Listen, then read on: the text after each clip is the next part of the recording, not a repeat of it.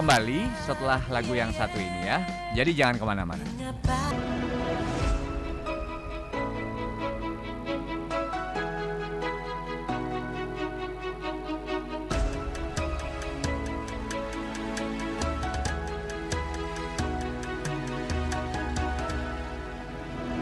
Kilauan samudra terbentang khatulistiwa, di situ ku ada bersamamu saudara. Beragam warna kita, suku tak selalu sama.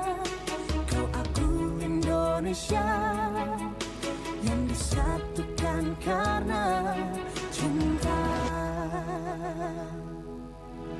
Karena kita Indonesia, jangan pernah terpecah belah. Walau kita berbeda, walau kita tak sama, tetaplah satu kita, kita Indonesia sesungguhnya.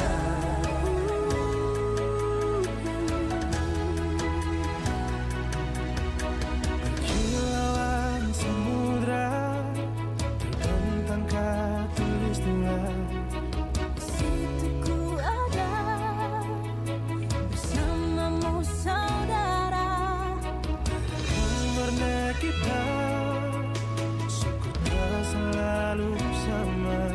Kau aku Indonesia yang disatukan karena cinta.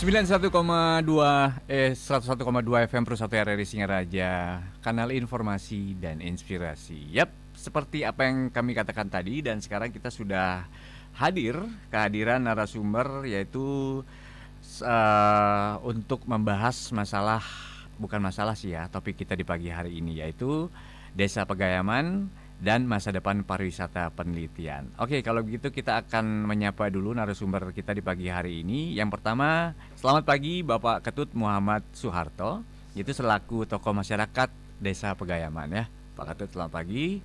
Dan yang kedua ada Bapak Yahya Umar selaku penulis. Jadi selaku penulis buku ini ya Pak ya? Ya, kita sedang mempersiapkan sebuah novel tentang Pegayaman. Kalau buku tentang Pegayaman sebenarnya sudah banyak ditulis, dan salah satunya ditulis oleh Pak Ketut Muhammad Soeharto yang berjudul Ensiklopedia Desa Muslim Pegayaman.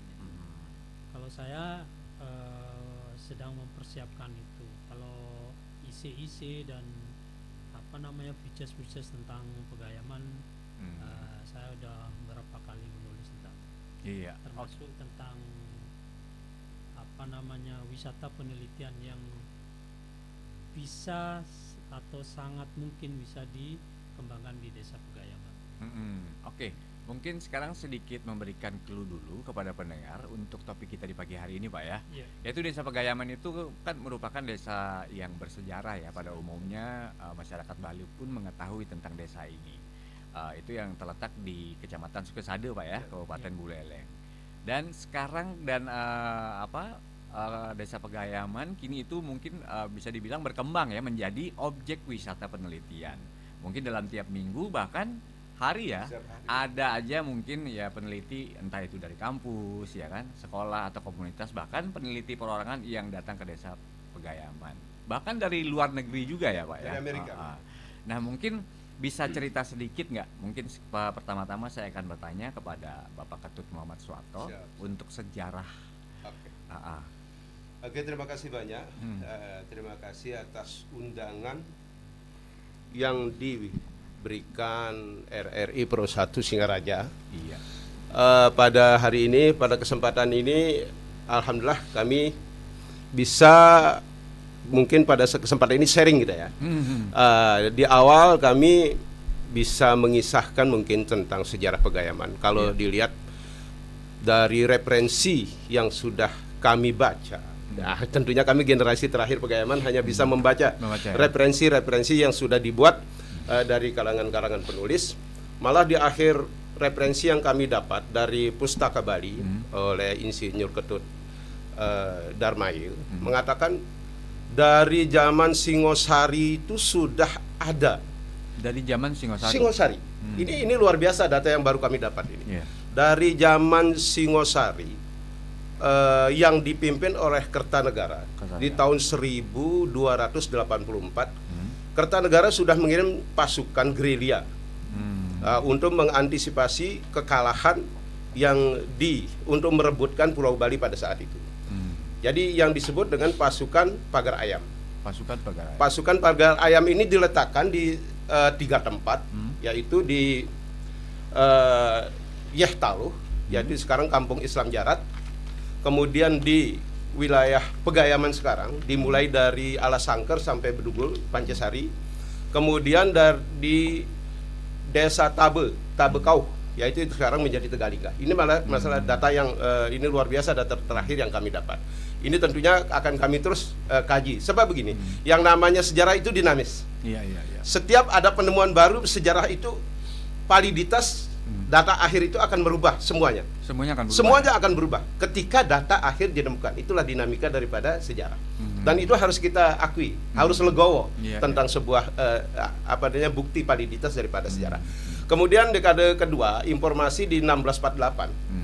Ketika dari referensi yang saya baca dan dari Babad, kemudian dari tulisan-tulisan para cendekia dari kalangan profesor mengatakan bahwa dari 1648 ketika penyerangan I Gusti Anglurah Panji Sakti ke wilayah Blambangan Jawa Timur, merekrut 100 orang laskar Muslim yang dibawa ke Den Bukit. Kemudian laskar ini diperuntukkan untuk menjaga kerajaan Kabupaten Buleleng yang dipimpin oleh I Gusti Anglurah Panji Sakti pada saat itu. Jadi di tahun 1648 itu sudah ada komunitas Pegayaman di Desa Pegayaman dari ketinggian 350 sampai 1550 ke atas, sampai sekarang Tower Turyapada yang ada sekarang. Nah, ini sudah ada, berarti sudah kisaran 4 abad. Kalau dilihat dari data yang kedua tadi. Data yang pertama 750 berarti sudah 7 abad setengah. Data yang dari Singosari tadi, Kertanegara. Berarti di-upgrade lagi ya? Ya, ini di data yang kedua ini data yang awal saya dapatkan dulu 4 abad.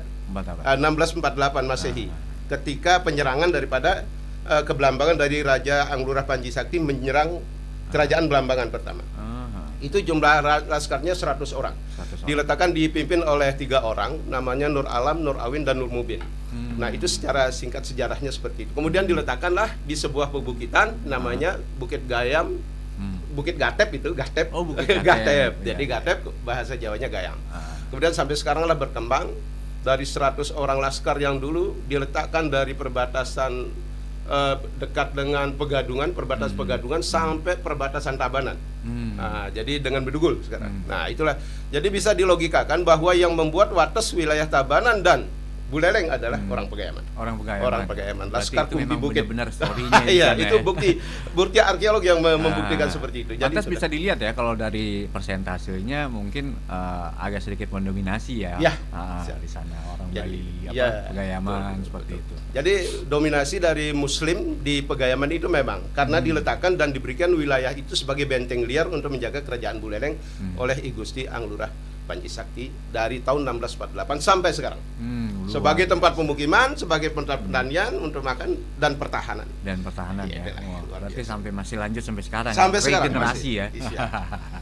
Oke, terus selanjutnya sekarang saya pengen tanya story pertama kali nih. Para peneliti yang pertama kali story-nya itu tertarik dengan budaya dari Desa Pegayaman.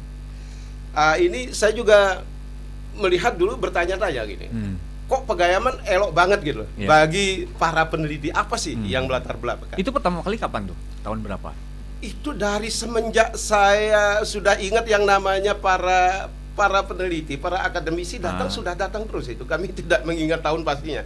Tapi kalau dilihat dari Sunda Kecil, ketika Tengku Daud Shah memimpin Sunda Kecil pertama, setelah itu gubernur terakhir, itu sudah dibopong karena tidak ada jalan, sudah dibopong itu tahun 1958 sudah datang ke Pegayaman, melihat komunitas Muslim Pegayaman.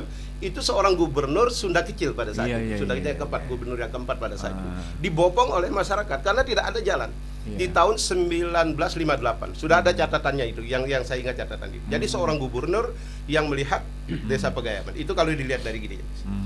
Kemudian berlanjut sampai sekarang kalau yang datang sampai sekarang dari kalangan akademisi dari malah tingkat SMP sampai tingkat komunitas peneliti yang sudah betul-betul luar biasa, dan dari Amerika yaitu Joshua sampai 2 hari menginap di Pegayaman untuk melihat kondisi itu.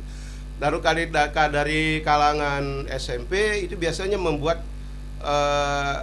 untuk perlombaan, untuk lomba-lomba kajian isi seperti itu. Isi itu ya.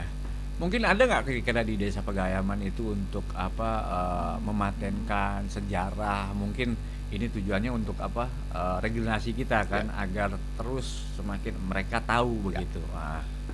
Kalau yang kita lakukan selama ini, pertama kita berusaha mengkaji dulu validitas daripada data yang ada di Pegayaman, mengumpulkan sehingga menjadi satu bentuk tulisan-tulisan esai. Kemudian yang sudah kita lakukan sekarang, yang sudah berhasil dibantu sama teman-teman, sama Pak Yahya sebagai editor, sudah ada buku satu ensiklopedia Pegayaman. Dan ini baru mungkin kita anggap jilid pertama lah, kita akan berlanjut lagi.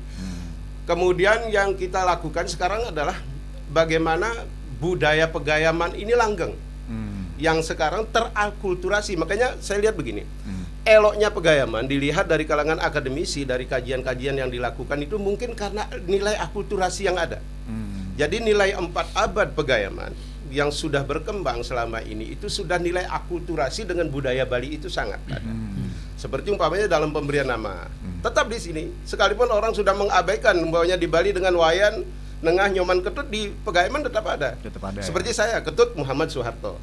Itu terus, dan tidak hanya di nama panggilan tapi masuk dalam akte kelahiran. Jadi bukan secara sipil udah terdaftar lah. Ya, terdaftar menggunakan budaya itu budaya jadi itu. Kemudian bahasa Bali dari menengah ke atas kepake di Pegayaman. Malah bahasa yang tidak ada di Bali di Pegayaman kepake. Seperti banyak kalau di Bali bahasa tidak. Kalau di sana biane. Biane.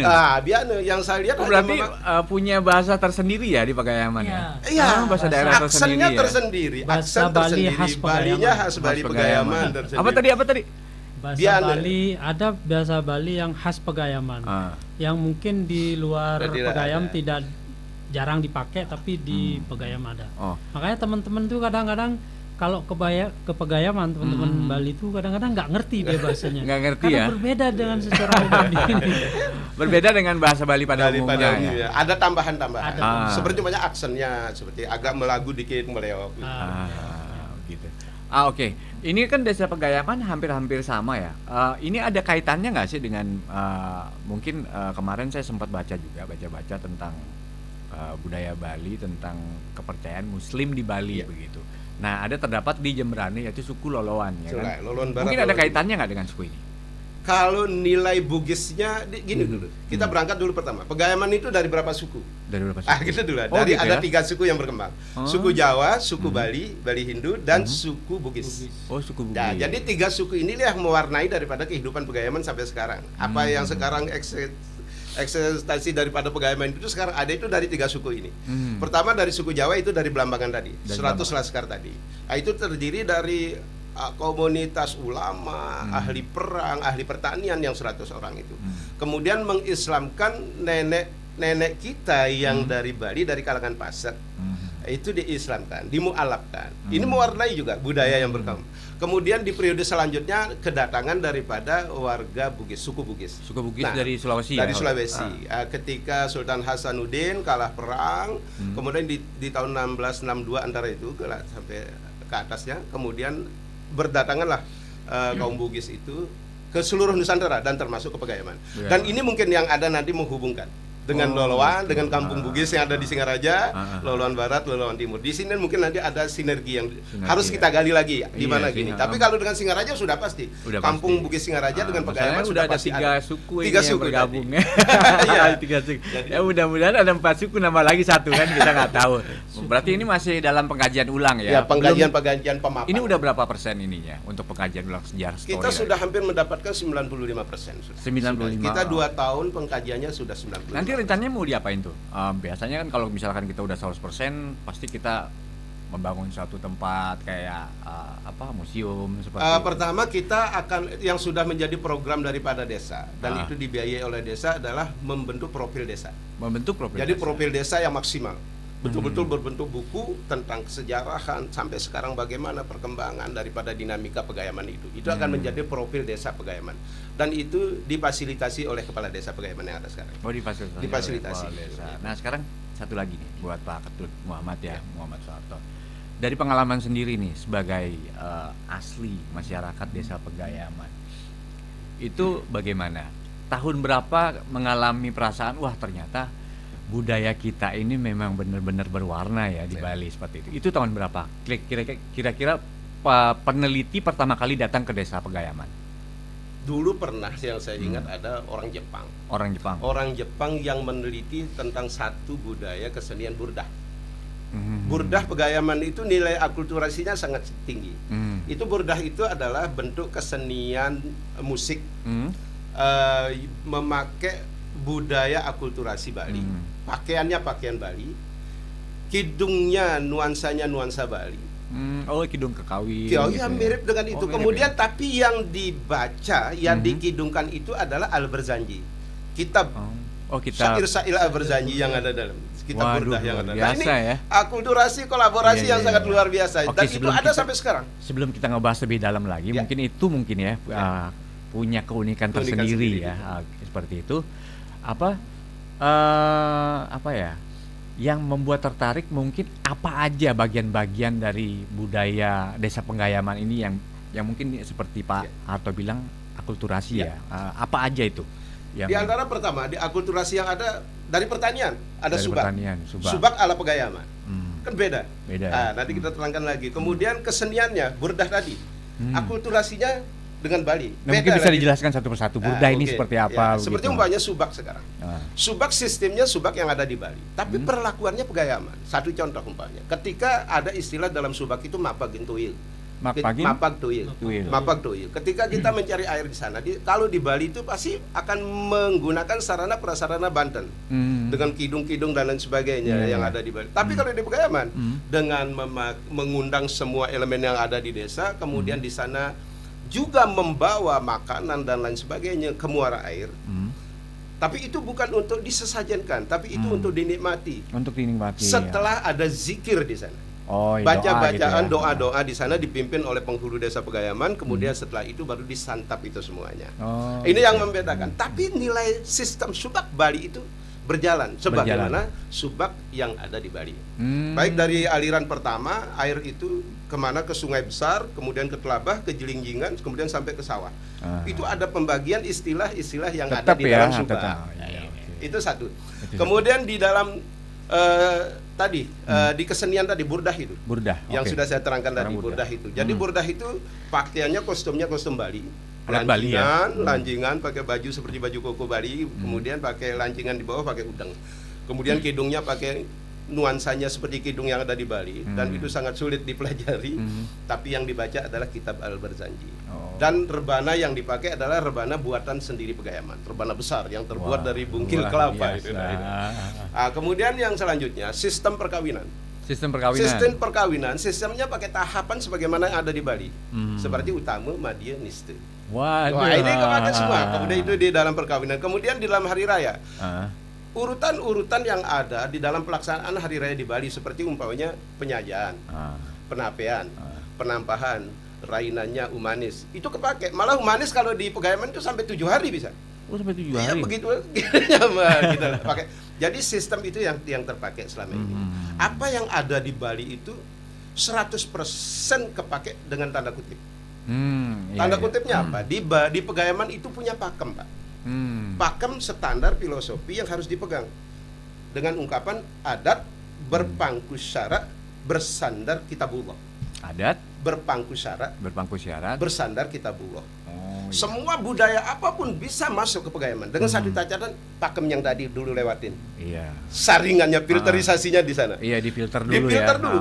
Kalau memang Masuk oke, dalam syarat masuk tadi. nggak gitu. Kaidah-kaidahnya, dalil-dalilnya. Ini adat ini masuk nggak? Kalau masuk dia. Kalau nggak mental dengan sendirinya dia. Itu secara alami begitu. Secara alami. Jadi gitu itu ya. kaidahnya adat berpangku syarat bersandar kitabullah. Semua budaya akan masuk dengan satu catatan, filterisasinya adalah tadi pakem tadi. Iya. Itu udah dimulai dari tahun berapa tuh burdah itu? Naptang itu Pak. Kalau bahasa Balinya jangan naptang sampun wenten gitu. Sudah ada. Dan saya adalah ketua Udah ada ya, udah saya ada. ketua Tiba-tiba burdah. udah ada gitu ya. Sudah ada. Berarti kita Dan tinggal melanjutkan aja tinggal gitu. melanjutkan saja. Menikmati sudah, malah karya-karya Lingsir dulu, bukit-bukit Iya. itu luar biasa yang dijuluki dengan Harus kita bukit jaga itu dan kita lestarikan jaga, itu kita sebetulnya. lestarikan, kaderisasi lagi. Mungkin kajian-kajian bagaimana biar dipahami sama anak-anak generasi sekarang. Itu yang kita lakukan sekarang. Gitu ya. Terus selain burdah apa lagi nih ininya? Di sana hadrah ada, Pak. Hadrah. Kalau kesenian hadrah ada. Hadrah juga demikian. Yang sudah berkembang selama ini hadrah itu juga. Hadrah. Demikian. Kemudian lagi kidung-kidung yang tanpa musik, Pak. Namanya zikir bulut. Zikir Itu bulan. zikirnya itu mirip kidung betul semua. Jadi nadanya Nadanya betul. Kalau Bapak merasakan di Bali, cuman yang dibaca adalah syair-syair yang ada di Al-Barzanji itu. Nah itu, jadi semua. Jadi dari bahasa kita, bahasa Bali di sana, bagaimana bahasa Bali halus, bahasa Bali kepada yang di bawah kita, yang setara kita, yang di atas kita, itu semua diatur itu. Oh gitu. Jadi semua berjalan begitu aja alami. Kalau biasanya kan kalau di Bali itu kidung itu kan biasa ada penerjemahnya kan. Ya. Nah, setelah mereka menyanyi, Ada nadanya- penerjemah ya. Kalau ini gimana? Ada? Kalau di sini tidak ada. Oh nggak ada, Jadi berarti jalan langsung begitu gitu aja, jalan begitu aja. Yang Tapi dengan nadanya musik, yang sama ya, ya. nadanya Oh gitu. Kalau untuk urusan gonggong seperti itu, mungkin ada, mungkin Gong itu tampil ketika Umanis Maulid Umanis untuk mengiringi Maulid. pencak. Oh, Di sana gitu. ada pencak. Oh berarti ini beda lagi nih. beda ininya lagi ya? untuk di Umanisnya dia. Hmm. Di sana tuh kalau tentang kesenian bela diri ada dua, Pak. Ada yang dua. disebut silat dan pencak. Kalau silat itu tangan kosong. Kalau pencak itu pakai senjata namanya belebet yang Belebet. terbuat dari rotan. Hmm. Jadi khas dia pencak belebet Pegayaman itu khas. Berarti memang khasnya itu Khasnya ya. Pegayaman. Silat dari Ya, Pegayaman jurus-jurusnya ya itu. jurus silat Pegayaman. Gitu. Jadi kalau jurus silatnya itu biasanya si tembak yang lebih diginikan. Ya ada cikalongnya ada, si tembaknya ada. Dan kulinernya juga kuliner Bali di sana. Kuliner Bali Seperti ya. jajahuli, Tapi tetap difilter itu kan. itu kayaknya kalau itu filterisasinya adalah masalah ukuran halal dan haram saja. Benar. Iya, filterisasinya kaidah yang tadi. Hanya halal ini enggak, haram enggak gitu aja. Seperti itu pasti ya. Ya pasti. itu udah pasti itu filterisasi. Terus pengelolaan untuk objek wisata penelitiannya ini gimana ini? Apakah punya struktur organisasi atau melibatkan masyarakat setempat? Kita selama ini belum, masih jalan manual. Umpamanya kalau para peneliti syarat pertama dia harus bersurat ke desa. Bersurat ke desa. Bersurat ke desa. Ketika di desa mendisposisikan kemana? Biasanya ke saya gitu. Oh, Nah, iya, gitu. iya. Karena saya sudah terbiasa menangani itu, jadi agar informasi itu satu pintu. Gitu. Oke. Terus daya tarik utama dari budaya di desa ini yang utama ya, yang mungkin orang memang bener-bener excited begitu ya, penasaran banget kayak apa sih Misalnya saya pingin lihatnya, itu ada nggak kira-kira yang benar-benar utama? Kalau biasanya yang orang penasaran itu yang di masalah nama aja udah dia penasaran betul. Oh, di masalah nama Ini ya. kok bisa Ketut Muhammad Soeharto, gimana ceritanya gitu. Oh, berarti ada darah Balinya Iya. berarti begitu. Artinya kita akan menganalisa sederhana. Nah, oke. Kembali ke 3 suku yang tadi disebutkan Pak Harto ya gitu. Kalau 3 suku kan kalau udah ada darah Balinya kan pasti di depan ada nama Ketut, Iya. ada Nyoman gitu. Kalau misalkan ada keturunan dari daerah Bugisnya ini, apakah dia memakai Daeng Karaeng atau gimana? atau Dia apakah sudah dia akan menyatu dengan memakai Pegayaman. ini? Oh, Ketika hidup di Pegayaman, Ah. 3 suku ini sudah menjadi satu guyub. oh gitu. Sudah menjadi satu kesatuan Satu yang paguyuban. terbentuk di Bali. Seperti apa katanya, di mana kaki berpijak di sana langit Dijunjung. di Nyoda itu sudah menjadi Bali. Mau dia Jawa, dia orang Belambangan, orang Solo, orang Mataram, kemudian mau dia orang Bugis, orang Makassar, orang ketika ada di Pegayaman sudah menjadi guyub, kau ada di Bali. Maka Berarti dijunjunglah tadi itu. Iya harus ikut. Iya harus ikut sudah ini tatanan sudah, begitu Iya, tatanan iya, sudah, iya, makanya iya, itu. betul. Makanya saya sering mengatakan ini Ah, Bali, luar biasa Bali sekali. Pegayaman Islam. Oke, sekarang kita beralih ke Pak Yahya Umar nih sebagai editor. Iya. Editor atau penulis nih sebenarnya nih? Bisa ya penulis? Semuanya ini. Oh, semuanya bisa ya. Wartawan. Wah, ada multi talent juga. Karena saya ini serabuta. Oh, sudah. Kita Pak ya. Iya, silakan, Pak. Saya wartawan, Ah. kemudian kebetulan juga menerbitkan beberapa buku. Dan untuk teman-teman seperti Pak Harto ini kita menjadi editornya yang Editor. ya memperbaiki dikit-dikit mungkin dari sisi bahasa dan lain sebagainya. Kalimat-kalimat mungkin gitu ya. Kalimat-kalimat.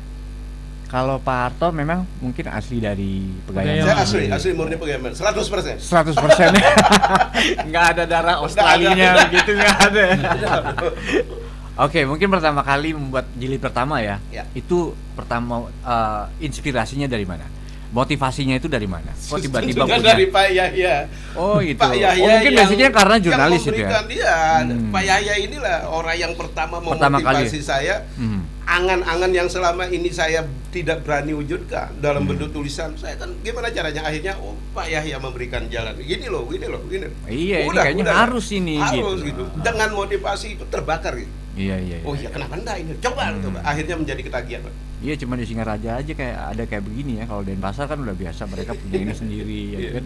Kebanyakan mereka di sana pendatang kan. Iya, Kalau iya. makanya di Bakan ini ya begitulah story mereka. Iya. Singaraja, Jemberana, tapi yang lebih kental soul sekali di Singaraja ya, Desa Pegayaman. Oke, pertanyaan berikutnya. Mungkin ada nggak pertama kali kira-kira tantangan untuk mengembangkan pariwisata penelitian ini? Tantangannya apa? Yang sempat Yang selama ditemui? ini saya rasakan belum ada. Oh, belum ada Belum ya. ada. Artinya begini, sebab kenapa? Sebab kami dicari. Ketika kami dicari, kami tinggal bertanya, apa yang bisa saya bantu? Ketika itu mengalir. Ini dalam hal penggalian. Kemudian ketika sudah ada akhirnya kami ditantang sebagai orang asli Pegayaman untuk menggali kembali. Jadi kami akan memberikan data-data kepada para akademisi yang datang ke Pegayaman itu dengan data-data yang maksimal. Sehingga data yang kami berikan juga data ilmiah. Iya. Sebab kami akan berhadapan dengan kalangan profesor, doktor, Iya sih, seperti profesor, banyak doktor. Pak Profesor Swite, Pak Profesor Gandem, Pak Bawa Atmaja, Pak Profesor yang ada di Undiksa semua berkolaborasi dengan Mungkin Pegayaman. mereka juga mengadakan penelitian itu mungkin mengkaji lagi ya, Mengkaji apakah lagi. benar seperti itu. Kami Mungkin juga ada ekstra informasi yang hati-hati. baru gitu. Iyalah, pasti Malah hati-hati. yang terakhir kemarin datang Profesor Made Saihu yang di Jakarta, kemudian didampingi oleh 2 dokter dari Bangka Belitung. Wah, ini kami harus berhati-hati juga memberikan data kan. Iya Sebab sih. mereka dari kalangan semua akademisi pasti mempelajari dulu tentang Pegayaman. Baru Pasti. memaksimalkan ketemu sama narasumber yang aslinya kan pasti begitu. Iya. Artinya begini juga, kami ketika sudah memberikan data-data, kami akan persilahkan lagi keliling desa. Silahkan dicari lagi apa yang diperlukan. Jadi gitu. Ini data awal saya berikan ketika para akademisi masuk. Silahkan sekarang lagi ke desa, umpamanya melihat peninggalan, Pak. Seperti di Pegayaman kan ada benteng, benteng peninggalan Jepang. Lalu masih utuh sampai sekarang masih. Kemudian ada masjid tua yang kami punya. Kemudian yang di Pegayaman tuh ada satu masjid, Pak. Oh, hanya satu. Tidak boleh berdiri masjid lain lagi. Iyalah. Ya begitu. Artinya satu sentral Masjid Jami Sapinatus Desa Salam Desa Pegayaman. Pegayaman. Tidak boleh ada. Kalau musola silakan sebanyak-banyaknya musola, tidak apa-apa. Tapi kalau masjid adalah sebagai lambang persatuan. Kapan kami ketemu lagi silaturahim? Hanya hari Jumat. Hanya hari Jumat. Ya kan, setiap minggunya ini. Dan tentunya 5 waktunya tetap ada di berarti. Tapi untuk yang jamaahnya secara keseluruhan Desa Pegayman itu di hari Jumat itu setiap minggunya kan di sana kesempatan kita silaturahimnya. Satu aja buat masjid. Satu aja ya. Sebenarnya gini Mas Niko, Gimana, istilah atau apa ya, nama wisata penelitian itu kan tidak dikenal bahkan di Dinas Pariwisata, di Kementerian Pariwisata pun tidak ada mungkin kan. Cuma kita ciptakan sendiri. Kenapa? Ternyata Pegayaman ini kok banyak didatangi oleh profesor, doktor. Mereka melakukan penelitian-penelitian yang kualitas dan kuantitasnya mereka itu sering gitu. Bahkan disebutkan itu tidak hanya mingguan, kadang-kadang dalam satu hari itu ada berapa orang, sampai ada peneliti dari Amerika.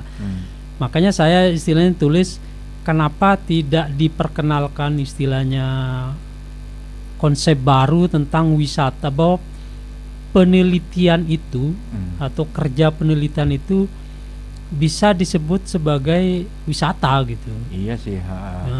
Makanya kita kenalkan nih loh Pegayaman, karena ternyata dalam keseharian itu banyak didatangi oleh peneliti. Ya cocok rasanya dijadikan disematkan objek wisata penelitian di Pegayaman ini. Mungkin di tempat lain juga ada gitu. Tapi kan tidak seintens para ahli, para peneliti yang datang ke Pegayaman untuk melakukan penelitian. Karena banyak sekali hal yang bisa diteliti dari Pegayaman itu. Misalnya kalau dulu Pak Arto berkeyakinan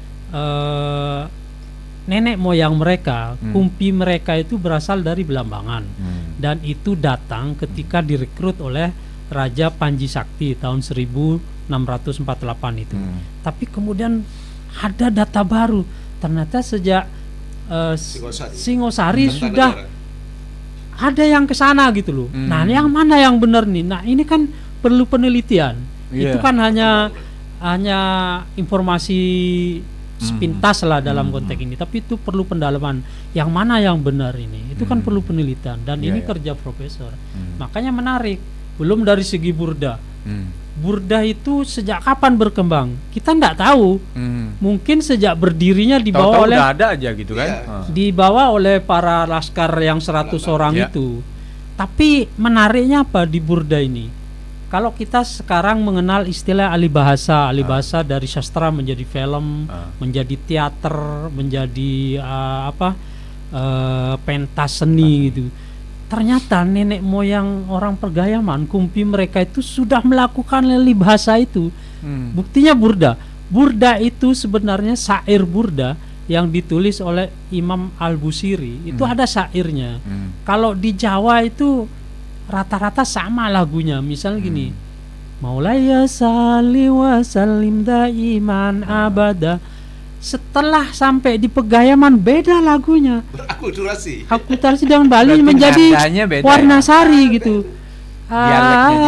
Gitu. Jadi nggak sama seperti di Jawa di tempat lain. Itu sudah alih bahasa, alih wahana dari syair menjadi musik versi Pegayaman lama. Dan itu tetap 20 jenis lagu. 20 jenis lagu. Itu kan menarik diteliti. Kok bisa sebenarnya ini nenek moyang orang Pegayaman itu ahli seni atau ahli perang. Itu kan perlu itu yang menarik, harus diteliti. Profesor harus ini dari segi burdanya aja. Ya sebenarnya apa sih yang ditanyakan sama profesor? Mungkin, itu. Adakah mungkin dari penglingsir mungkin ya, kalau orang Bali bilang ya, penglingsir dari Desa Pegayaman itu meninggalkan sesuatu mungkin silsilah atau sejarah kira-kira ada nggak itu? Kalau dari silsilah, kami orang Pegayaman itu di dalam kerajaan Buleleng itu dikenal dengan Kumpi Bukit Sitindi. Kumpi Bukit Sitindi. Jadi itu masuk dalam babat itu. Jadi dalam masuk Sri Aji Kumpi Bukit Sitindi. Artinya kenapa? Orang-orang Kumpi Bukit, siapa itu dia? Adalah orang 100 orang laskar yang ada di Bukit Pegayaman. Dan inilah nindihin Gumi Buleleng. Sampai ada dari satu yang mengatakan dari komunitas Puri mengatakan bahwa yang sengade lah Pegayaman sengade Buleleng. Artinya apa? Begitu pentingnya peranan pada saat itu.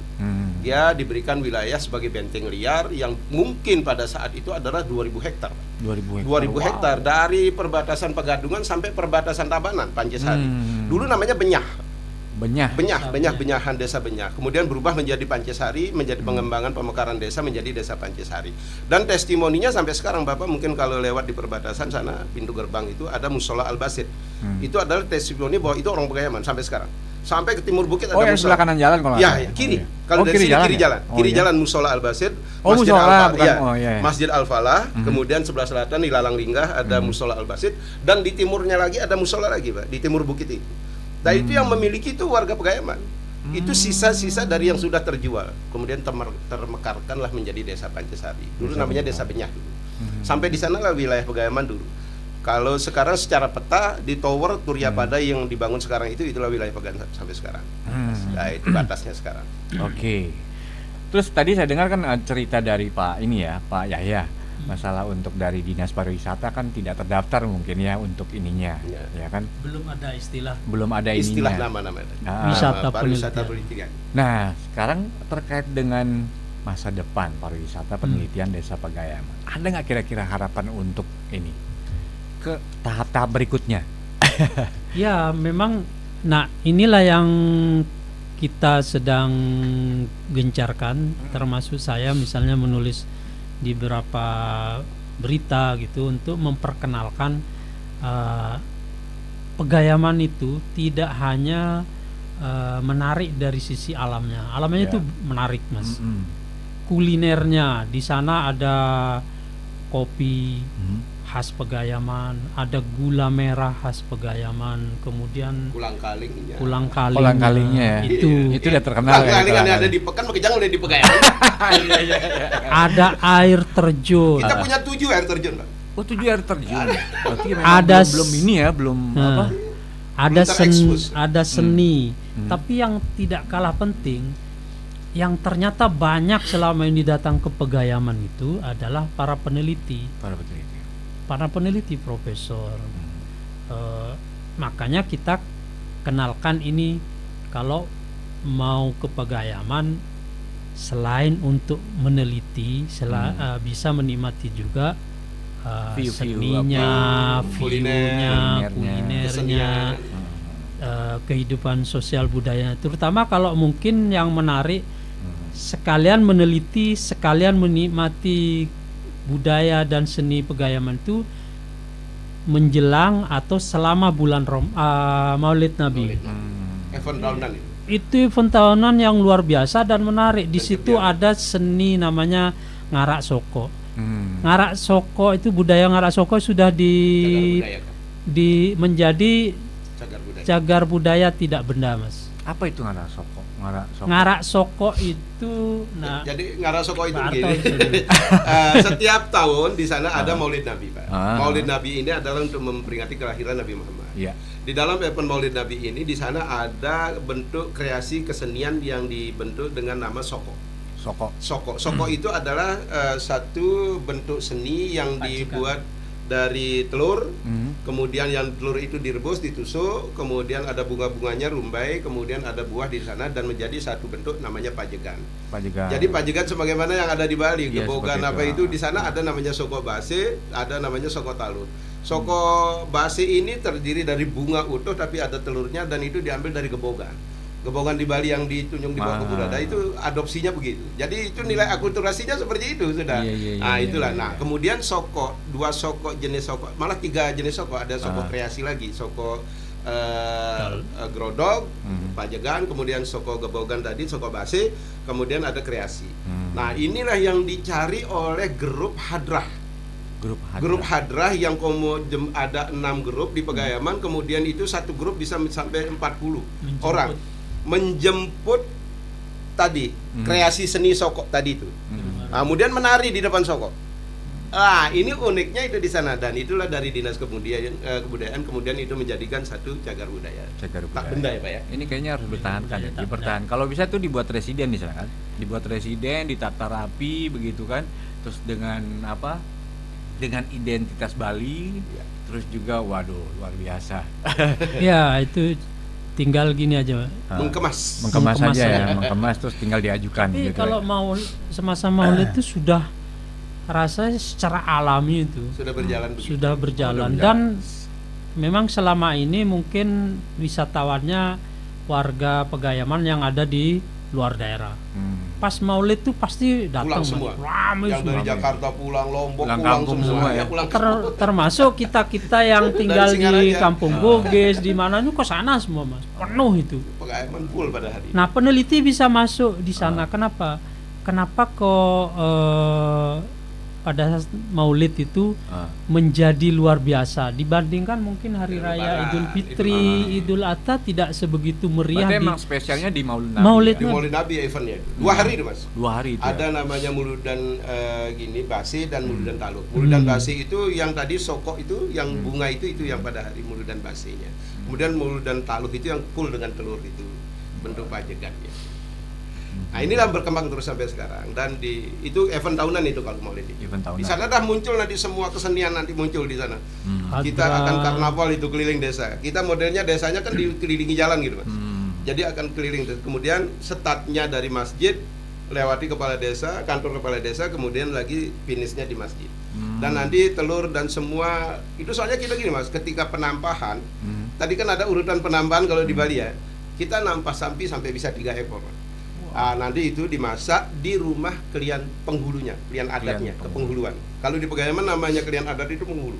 Penghulu bukan tukang nikahkan dia pemimpin agama dan pemimpin. Iya kalau secara umum kan penghulu penghulu ini ya, tukang di nikah KUA biasa kan. Nah, malah sekarang ada yang meneliti dari kalangan peneliti itu meneliti tentang sistem kepenghuluan Pegayaman sudah.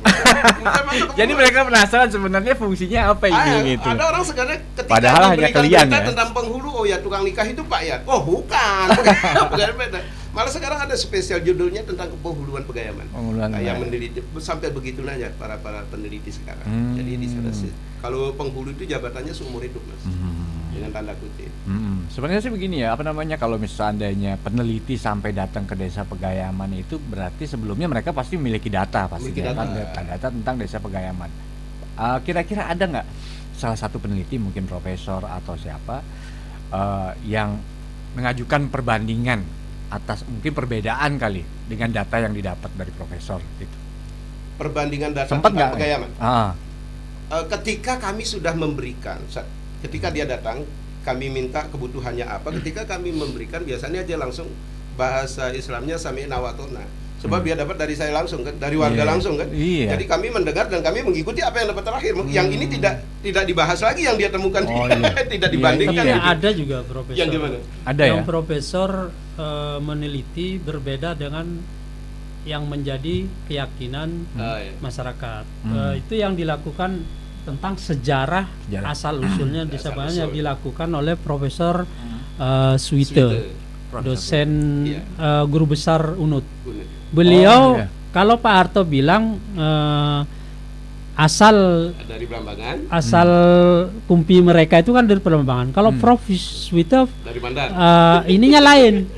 Nah, pertama keyakinan profesor itu Bali.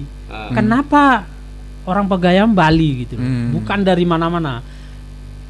Profesor meneliti, ternyata di Pegayaman itu kalau dikatakan dari Jawa, budaya Jawa tidak ada sama sekali di sana. Sama sekali tidak ada budaya. Tidak ada sama sekali. Yang ada itu budaya Bali. Jadi pure Bali. Pure Bali. Makanya kesimpulan Prof Suete, orang Pegayaman itu ya orang Bali. Orang Bali. Bukan dari mana-mana. Itu Muslim perbedaan. Bali gitu. Tapi keyakinan teman-teman setelah dilakukan penelitian lebih jauh oleh Pak Harto misalnya, ternyata ada asal kumpi atau nenek moyang mereka itu dari Blambangan. Sebab dari begini Pak, ketika kita mengadakan penelitian ini, kita kan tidak semena-mena begitu saja kita harus gini. Kan kita mendengar dulu dari cerita orang tua, folklore yang berkembang selama ini. Iyalah, itu sebagai dasar ya. Itu dasar kita membuat penelitian. Cerita daripada orang tua bahwa kami adalah orang Blambangan. Itu pun saya tidak puas, Pak. Hanya dapat cerita dari orang Pegayaman aja enggak. Saya akan kembali ke desa-desa tetangga yang dari nyamu-nyamu Hindu kita. Dari para penglingsir. Saya akan objektif bertanya, Pak, yang Bapak dengar, saniragane pirang dumun nike napi oleh dijen nike Pegayaman ini Pak. Blambangan Pak Harto. Kesatria Pegambangan, malah Padang Bulia mengakui. Nah, dini malu 3 bulan Pak. Di Taman Sari ketika oleh Belambangan ke Beleleng terus ke Padang Bulia malu ke Padang Bulia telung bulan lalu dini banget di Taman Sari itu setelah itu mare aliang tongos di Bukit Gatep itu. Nah, hal-hal seperti ini folklore yang berkembang sendiri kan tidak tercatat. Cuman terwariskan secara cerita. Folklore yang berkembang ini. Nah, inilah standar kita terus mencari sampai kita ke Belambangan, Pak. Sampai saya ketemu burdah di sana yang sama mirip betul dengan burdah yang ada di Pegayaman. Berarti sinkron. Mencari korelasi. Saya sampai ke Mataram, Pak. Ke Mataram Solo, ke Surakarta. Karena ada indikasi begitu. Jadi bahwa kita adalah pasukan Mataram Solo. Saya ke museum, Pak. Saya ketemu dengan para keturunan dari Raja Solo. Sampai keturunan dari Hamengkubuwono ke-13 saya ketemu, Pak. Di Pasanggerahannya kita cerita. Saya mengkorelasikan terus. Sebab begini, ketika kita di Pegayaman berbicara tentang bahasa, Pegayaman juga pakai bahasa kasar, Bulelengan. Oh, itu kepake juga. Itu ciri khas Buleleng memang. Kemudian Pegayaman kenapa kok aksen bahasanya meleok-leok? Oh, di Using begitu, Pak, di Belambangan. Kemudian kok pakai bahasa halus Pegayaman. Oh, di Solo juga kepake bahasa halusnya. Oh, ini berarti kami kalau dari sisi bahasa watak Solo punya. Ada semua. Berarti kalau kami coba begini, Pak. Bahasa banyak satu. Di Pegayaman yang di bahasa kasar berkembang. Celeng nani gitu. Saya lihat di Beleleng kok sing ada, Pak. Paling cicing nani kan gitu kan. Kalau di Pegayaman ada. Oh, celeng ini kepake di Using sana, Pak. Di Belambangan sekarang bahasa celeng gitu. Itu kepake, itu bahasa yang kesehari-harian. Berarti celeng definisinya sama ya di sana, celeng ya? Iya, jadi maksudnya halus, tapi karena kita senang berteman sejawat, aku bahasa Beleleng lah muncul jadinya kan gitu. Bahasa kelenci kan gitu. Padahal halus maksudnya kan gitu, seperti itulah. Di Pegayaman seperti itu. Jadi korelasi, malah kami sampai dibiayai oleh desa, kami sampai ke UNJ, Pak. Universitas Negeri Jakarta. Karena ini ada nilai sinergi dari UNJ sering studi banding ke Pegayaman sampai nginap 3 hari, kita juga ke sana. Sampai di sana kita minta ilmu penelitian itu bagaimana. Kemudian kami mencari seorang penulis namanya Dr. Sugianto yang masih kemarin sekarang udah almarhum, kami ketemu di Bekasi, Pak. Kami penasaran sama tulisan beliau sampai kami cari ke sana. Nah, akhirnya ketemu, diterangkan begini, oh ya. Dan begitulah bentuk sudah yang kami lakukan dalam mencari data, validasi data tentang Pegayaman ini. Jadi sudah 2 tahun ini, Pak. Oh, sudah 2 tahun ya. Pak Harto menjalani ini ya. Wah, ini pekerjaan mulia, Pak Harto. Ya kan, ini untuk generasi-generasi kita berikutnya begitu. Biar mereka nggak buta tentang apa namanya sejarah story dari desa. Makanya begini, Pak. Saya tergabung di dalam Forum Pemerhati Sejarah Islam Bali. FPSI. Kemudian di Buleleng kita ada 4, Pak. Saya, Pak Yahya, Pak Dodi, dan Pak Amung. Kita adalah bagian daripada serpihan dari FPSI Bali. Target kita untuk FPSI Bali ini bagaimana kita memberikan kajian-kajian sejarah, penyadaran tentang nilai sejarah kepada generasi sekarang, agar generasi sekarang tuh melek sejarah. Jadi tidak bisa dibodohi. Jadi generasi kita tuh jangan dibodohi dengan sejarah. Terlebih nanti umpamanya ada satu-satu yang dipangkas-pangkas, Pak. Sejarah ini nanti umpamanya tentang data terutama, Pak. Data arkeolog kalau sudah dipangkas akan hilang jati dirinya. Kan hilang, tidak bisa lagi menggali lagi. Nah, ini bagaimana generasi Bali pada umumnya mengenal jati dirinya. Kan kita punya apa namanya tokoh, Pak, yang kita agungkan, Soekarno, Pak, jas merah katanya kan. Jangan melupakan sejarah, masa kita hanya ungkapannya aja kita biarkan, tapi tidak melakukan. Nah, inilah yang kita lakukan sehingga kita tahu, Pak, Islam kapan masuknya di Bali, ternyata sudah 7 abad setengah. Kalau dilihat dari data Singosari di tahun 1284. Itu sudah dikirim ke sini namanya Kiai Wahab. Kiai Wahab memimpin pasukan gerilya. Terus di sana temannya apa namanya? Kita Pagar Ayam, terus ada Pagaruyung dan Pagarosi. Pagaruyung itu pasukan lautnya daripada Kertanegara. Pagarosi pasukan daratnya dan pasukan gerilyanya itu Pagar Ayam, Pegayaman, Pak. Kiai Wahab, bahasa Jawanya dia Jaran Java. Jadi Kiai Wahab itu Jaran Wahab. Nah, Kiai Wahab seorang pedagang Gujarat yang memimpin pasukan gerilya yang diletakkan di Kampung Jarat, di Kampung Pegayaman, dan di Kampung Labekau, Tegalinggah. Wah, ini Iya. sejarah baru lagi nih Pak. Sejarah baru Berarti lagi nih. Islam di Bali sudah masuk di 7 abad setengah yang lalu, Pak. 7 abad setengah. Udah gitu. Kadang-kadang kalau informasi data yang dari website itu kadang-kadang agak berbeda ya. Mungkin Karena dia tidak langsung, Pak. tidak langsung ya, ada di coba lokal. datang ke kami gitu kan gitu ya silakan. Ya sah-sah saja mereka Sah berbeda saja. untuk mencari sebuah lurusnya ada kita ketemuan kan gitu, Pak. Baik. Itu deh. Oke, sekarang kita udah ada di jam 9:51, masih ada kurang lebih 10 menit lagi. Siap. Kita akan membuka line telepon ini. Iya. Mungkin ada ya Siap. respon positif dari siap. dari pendengar. Kita tunggu. Kita terima di telepon. Halo, selamat pagi. Halo. Wah, ini dengan kidung makin jangan Langsung kau gitu. santri kini kan. Selamat pagi. Selamat pagi. Om Swastiastu. Swastiastu. Assalamualaikum warahmatullahi wabarakatuh. Waalaikumsalam semetonku. Oke, dengan Pak siapa? Madi ribet dalam pekan. Madi Oh, Riba iya. Dalam Pekan. Nampak nih. Bagaimana? Narasumbernya dari mana? Pegayaman. Dari Pegayaman. Ada yang bernama Pak Suwarto. Siap saya. Sapi ini orang Singamule. Nah, nyanan Pak nyusung ge. Iya. Ah. Sampun api niki, gatel Saya sehat. sekali ini bentuk kaki 76. Makanya kalau saya di Pangkain lali kamu. Margi Pak kantosan. Orang cucunya semua di pasar. Nggih. Semenjak COVID saya sendiri. Nggih. Sudah Asunggare yang saya dengar tadi ya agar ayaman cocok. Itu cocok. Cuma yang satu nih saya masih sempat lihat dulu ada Pak Rapi Nggih, Pak Wayan. tukang gini apa namanya, tukang genderang itu Nggih, Kepala, tukang gendang, kempul. di Puri. Nggih. Nah berarti apa kaitan Pegayaman dengan Puri? Itu ya. Nggih. Salam Pak Harto ya. Siap.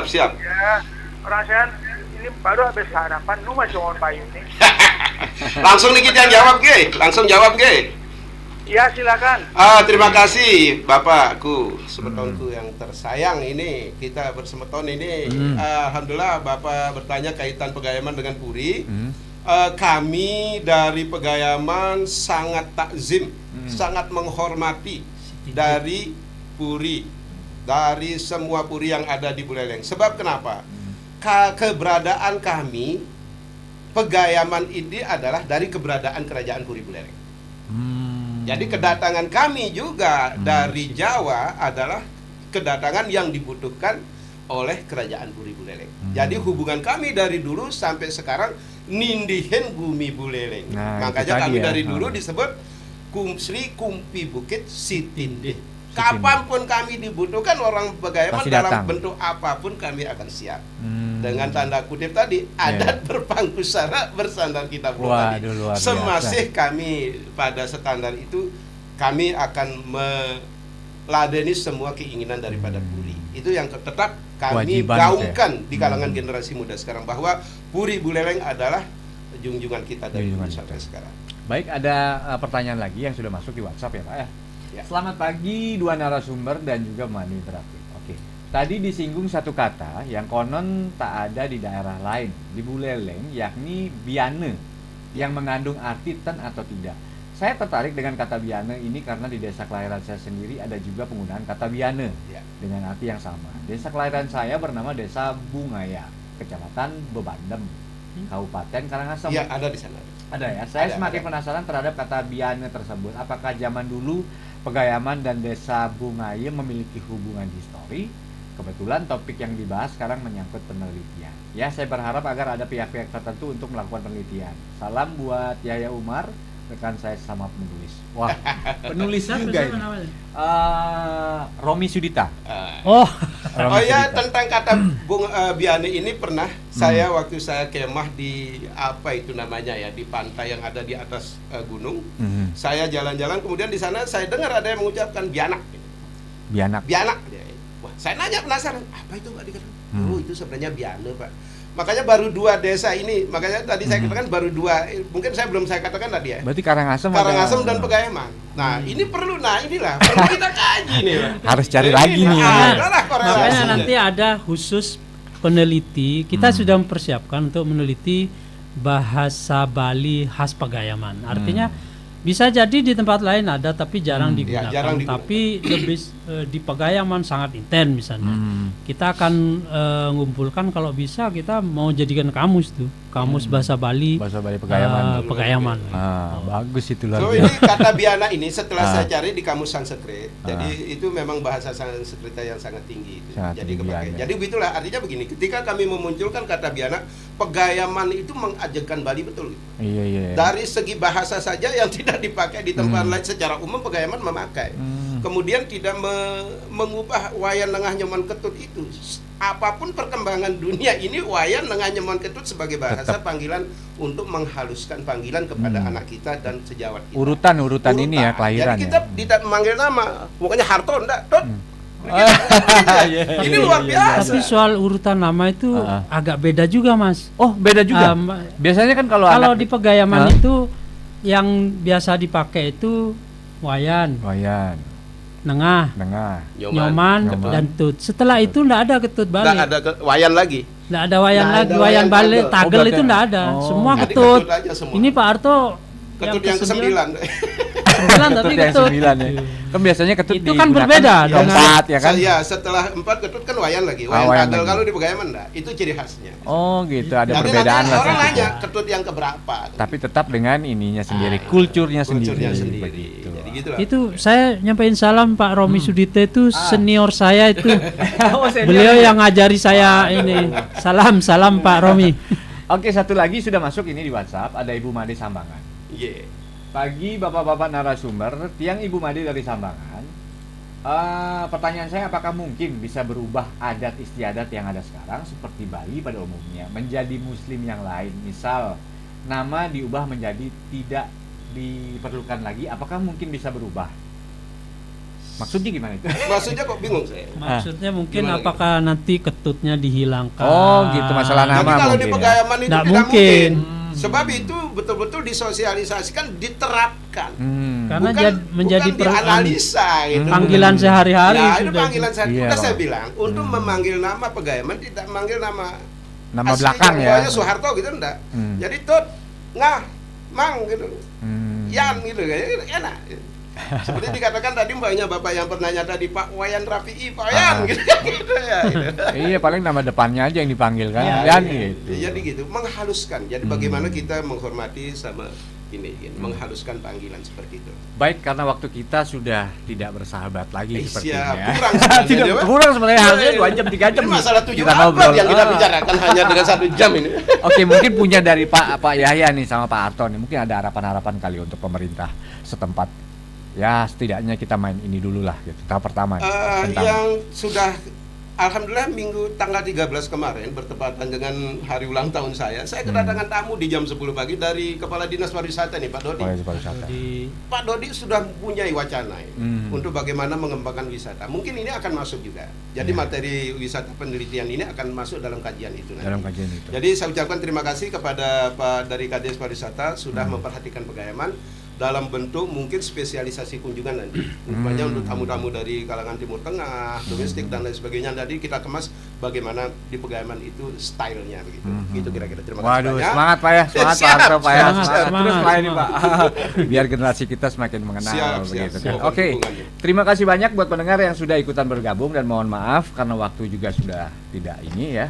Jadi seandainya mungkin pendengar ingin mengetahui lebih lanjut lagi, Langsung ke Pagayaman. langsung aja datang menemui Ditunggu. bapak-bapak kita ini ya.